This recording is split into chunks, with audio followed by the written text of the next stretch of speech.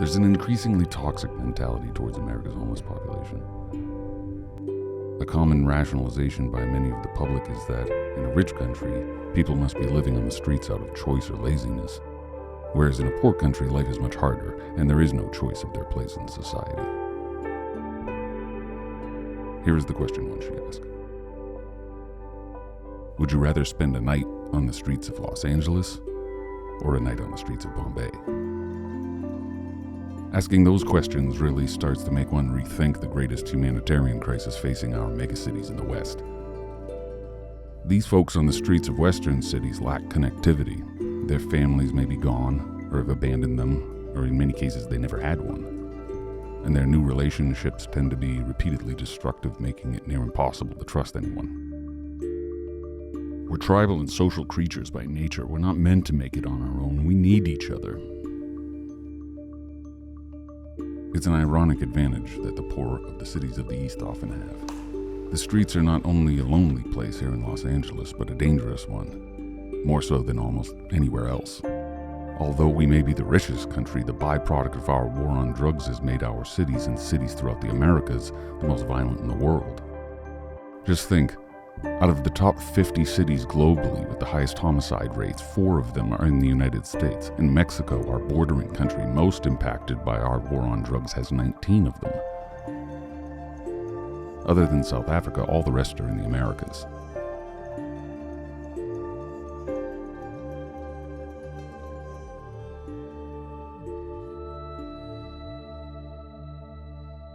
So you're going to force people who don't want to live in a place, you're going to force them. I think that's called prison.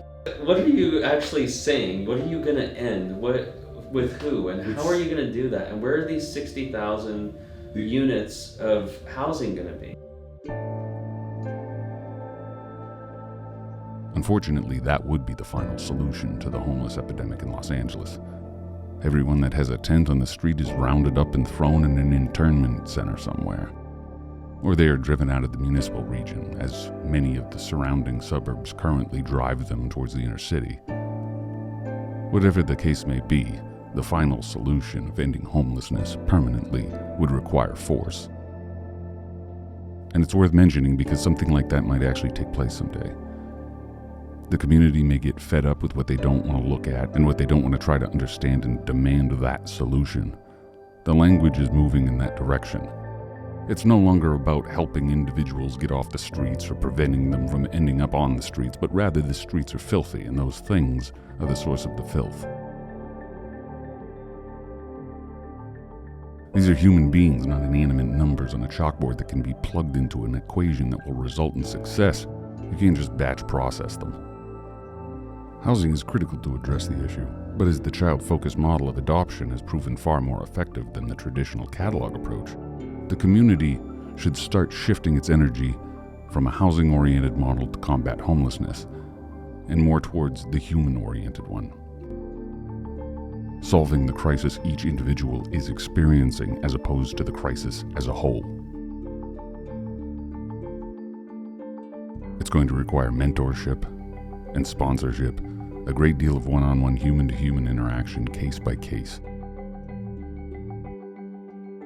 It's time to take care of the people. It's time for our legislatures and our officials to step up. Pull up your sleeves, humble yourselves, and come to our community and speak with us. Come to the table. More focus towards prevention would probably prove to be more effective, because keeping someone off the streets is far easier than helping them back into society. If we don't engage the community, I think we won't be able to find a solution.